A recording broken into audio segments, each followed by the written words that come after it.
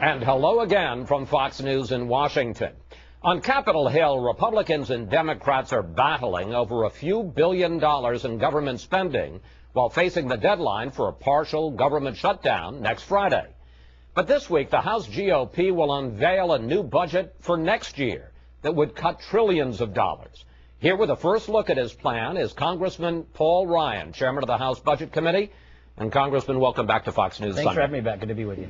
Let's start with the big picture. President Obama's budget for 2012 for the next fiscal year that starts next October calls for a 5-year freeze on non-defense discretionary spending that he says would save $400 billion, no addressing of entitlements. How is your budget different? His freeze locks in very high spending levels. It's really more of a floor to gain in 24% increase in discretionary spending. If we went back to 2008 levels, we get another $400 billion on top of that over the next 10 years. Nothing on entitlements. He does nothing to address the drivers of our debt. The public debt will double in his first term and triple by the end of his budget. He adds $13 trillion more to our debt. He is punting on the budget and not doing a thing to prevent a debt crisis, which every single economist tells us is coming sooner rather than later in this country. All right, we will address these issues. All right, let's talk about your budget. The widely reported that your budget will cut spending by $2 trillion over the next decade. True? Well, it's more than that. Quite a bit more than that. $3 trillion? More than that. $4 trillion? Well, we're looking at more than that right now. We're fine-tuning our numbers at the Congressional Budget Office literally today, over the weekend, but we're going to be cutting a lot more than that. So more than $4 trillion, which is a significant number, because that was the President's Debt Commission cut the deficit by $4 trillion. We will be exceeding the goals that were put out in the President's Debt Commission.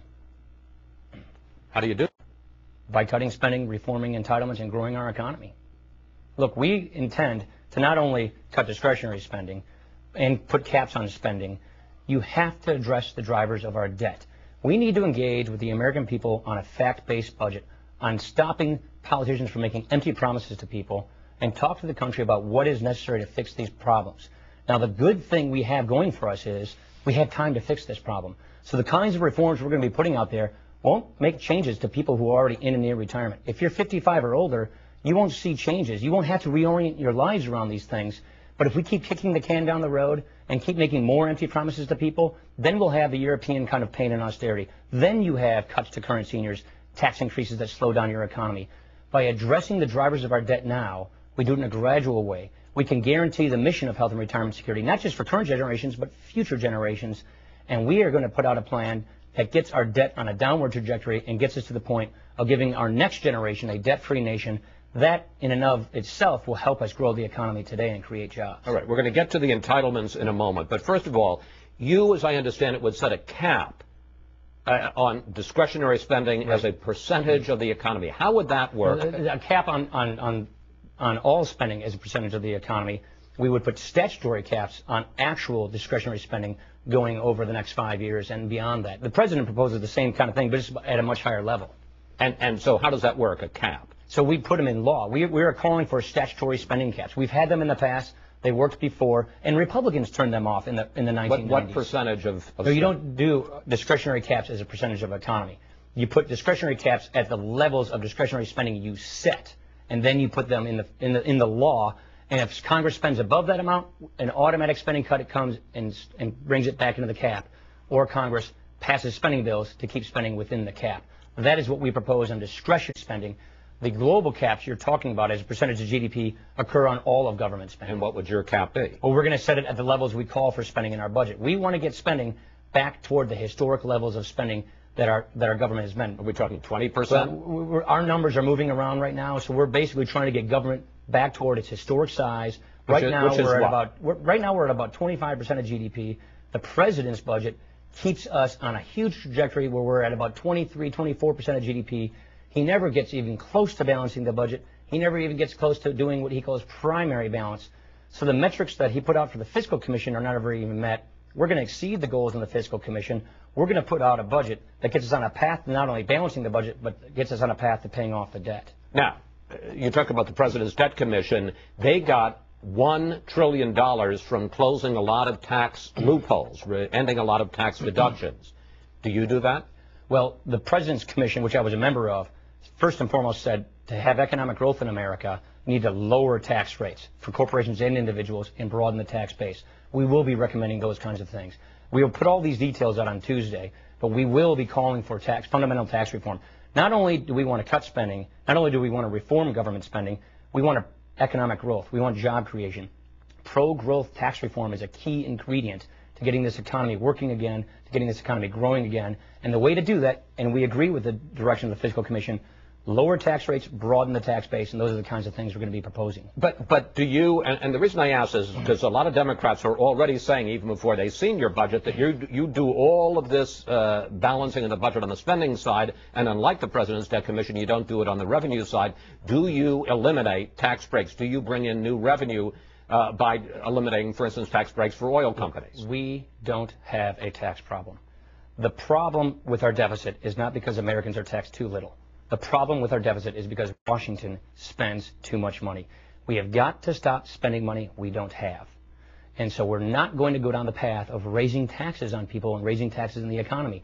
We want to go after the source of the problem, and that is spending. So yes, we want pro-growth tax reform for job creation, for economic growth, not for tax increasing. We're going to go after spending, which is the root cause of our problem. But for instance, you will not eliminate tax breaks for big oil and gas. Those are the kinds of details that you'll come out later with, that the Ways and Means Committee will work on. We're not going to go into the little details of which tax expenditure goes and which tax expenditure stays. We're going to lower tax rates, broaden the base. You'll see more of these details on Tuesday. And then, as the year goes on, that is the job of Chairman Dave Camp and the Ways and Means Committee to fill in all those little specific details. Okay, let's talk about entitlements. You would cut spending for Medicare by turning it into a voucher system after 2021, which means that anyone under 55 would not be affected by this, but a voucher system where seniors would get government money to buy private health insurance. That's actually not accurate. And there's been some leaks that are not accurate. My roadmap does do a voucher program, which means the money goes to the person and then they go out and buy health care. That is not what we're proposing. Our reforms are along the line of what I proposed with Alice Rivlin, the Democrat from the Clinton administration in the Fiscal Commission, which is a premium support system. That's very different than a voucher. Premium support is exactly the system I, as a member of Congress, and all federal employees have. It works like the Medicare prescription drug benefit, similar to Medicare Advantage today, which means Medicare puts a list of plans out there that compete against each other for your business, and seniors pick the plan of their choosing, and then Medicare subsidizes that plan. It doesn't go to the person into the marketplace, it goes to the plan. More for the poor, more for people who get sick, and we don't give as much money to people who are wealthy. Doing that saves Medicare. It doesn't apply to anybody who is 55 and above. They keep their Medicare exactly as it is today. But the problem is the biggest driver of our debt is Medicare. It has trillions, tens of trillions of dollars of unpaid promises. We want to keep these promises, meaning we want to fulfill the mission of health retirement security for future seniors. And so we will be proposing a premium support system like the Rivlin-Ryan plan, which is identical to the system I, as a member of Congress, and all federal employees have. Obviously, I'm at a disadvantage because I haven't seen the plan, but the CBO did an analysis of the Ryan-Rivlin plan, and it said that it would the effect of the plan would be to shift more of the burden of health care costs out of their own pockets to seniors. Right. So for wealthy seniors especially.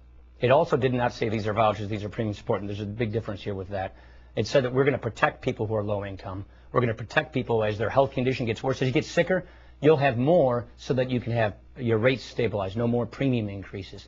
The key is this. There is nobody saying that Medicare can stay on its current path. Even Obamacare acknowledges that. So we should not be measuring ourselves against some mythical future of Medicare that isn't sustainable. Medicare itself literally crowds out all other government spending at the end of the day.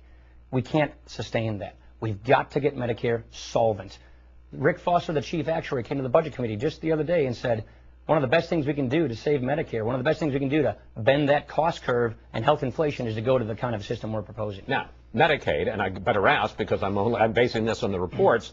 The reports are that you're going to save $1 trillion over 10 years on Medicaid. True? No, those numbers are different as well. You'll see our specific numbers. Block grants to the states? We propose block grants to the states. We've had so much testimony from so many different governors saying, give us the freedom to customize our Medicaid programs to tailor for our unique populations in our states. We want to give governors freedom to do that, and we will be proposing block grants. But critics say you're not reforming, that you're cutting, that you're actually going to be cutting. By giving these block grants, you're going to be cutting health care services to the poor and the disabled. Let me say one thing. Medicare and Medicaid spending will go up every single year under our budget. They don't just go up as much as they're going right now because they're growing at unsustainable rates. 3 programs own, Medicare, Medicaid especially, and Social Security, take over all government revenues by the time my children are my age. When my kids are my age, who are 6, 7, and 9 years old, at that time when they're raising their children, 3 programs crowd out every other federal priority. They can't keep growing at the pace that they're growing at. So yes, we do increase and grow Medicare and Medicaid spending, but albeit not at the pace they're growing at because they're completely unsustainable. And that's why we're coupling them with key reforms that have proven to stretch that Medicare and Medicaid dollar farther. Okay, let's talk about the current situation, because there's a budget battle now before we get to your new budget this week. Congress is deadlocked right now over the last 6 months of this fiscal year, 2011. Democrats are willing to agree to $33 billion in cuts, which is more than you originally proposed. Should the House make a deal, House Republicans make a deal, accept this budget, which, as I say, is more in cuts than you originally proposed, not shut down the government over a few $billion and move on to your budget, which involves not billions but trillions? Well, I don't want to undercut our chief negotiator, John Boehner, on what number we should accept or what number we shouldn't accept. But let's also look at why we're in this position. We are here because the Democrats didn't even pass a budget last year. The good news is we're now talking about how much spending to cut. You think if we got elected in the majority, we'd be talking about this right now? A year ago, they were talking about how much more spending to increase. This Congress already this year has gotten into law more spending cuts in law than any past Congress. But does it make sense? But all right. So we don't want to shut the government down. We've already passed our bills to keep the government spending running, albeit at lower levels than President Obama wants. Just last Friday, 42 days ago, we passed our legislation to prevent a government shutdown and cut spending. The Senate has never done anything. They haven't passed a single bill to keep the government running. So it doesn't make much sense to shut down the government over this when you've already gotten all these big cuts. And by the way, so I do want to get off to talking about tens of billions of dollars, shaving 2 to 4% off our budget deficit, and get down to the debate about trillions of dollars and paying off this debt. That is where we're going to go with our discussion this week. But let's put the emphasis where it ought to be. The Senate Democrats have not even passed a bill to prevent a government shutdown. We've passed 2. Congressman, on the other hand, if the two parties are having so much trouble as they are right now over a couple of $1 billion, 1 or 2%, you're talking about cutting, you say, more than $4 trillion, revamping Medicare, Medicaid. How is that going to happen when you can't even get an agreement on a couple of... It's a good question, and I find it kind of ironic that the week we're trying to engage the president, the Democrats, and the country with an honest debate about our budget, with real solutions to fix this country's problems and prevent a debt crisis, the president's launching his re-election campaign. Look, these are tough times for America. We don't need a good politician. We need a strong leader. We need to engage this country on the issues that are necessary to secure our prosperity, to get this debt paid off, to get our economy growing right now. We know for a fact that we're giving our children and our grandchildren a lower standard of living, and we don't need good politics. We don't need to keep making empty promises to people. We need to engage and fix these problems while they're still in our control. My question, though, is, isn't your plan dead on arrival? If they can't agree on $3 billion, how are they going to agree on $4 trillion? You know, I don't know the answer to that, but I know this. I want to look my kids in the face. I want to sleep soundly, and I want to put out a plan that tries to fix this country's problems. So whether it's dead on arrival, I don't know. But where the president has failed to lead, we're going to lead, and we're going to put out ideas to fix this problem. Last question. As you look ahead, and a lot of people would say, look, the answer is you're not going to get this budget passed. It's really setting up an issue and a sensible debate for 2012. As you look ahead to the next election, aren't Democrats going to be able to say, look at Paul Ryan, look at the House Republicans, they want to kill Medicare, they want to kill Medicaid, they want to gut the programs that you depend on. Aren't you playing into the Democrats' hand? We are. We are giving them a political weapon to go against us, but they will have to lie and demagogue to make that a weapon. Look, we don't change benefits for anybody over the age of 55. We save Medicare, save Medicaid, we save these entitlement programs, we repair our social safety net, and we get our country a debt-free country for our children and grandchildren's generation, and we get jobs, we get economic growth. They are going to demagogue us, and it's that demagoguery that has always prevented political leaders in the past from actually trying to fix the problem. We can't keep kicking this can down the road. The president has punted. We're not going to follow suit, and yes, we will be giving our political adversaries things to use against us in the next election, and shame on them if they do that. Congressman Ryan, we want to thank you so much for coming in today, giving us a first look at your new budget. We'll stay on top of what promises to be a fierce debate. Thank you, sir. All right. Thanks, Chris. Appreciate it. Always a pleasure to talk.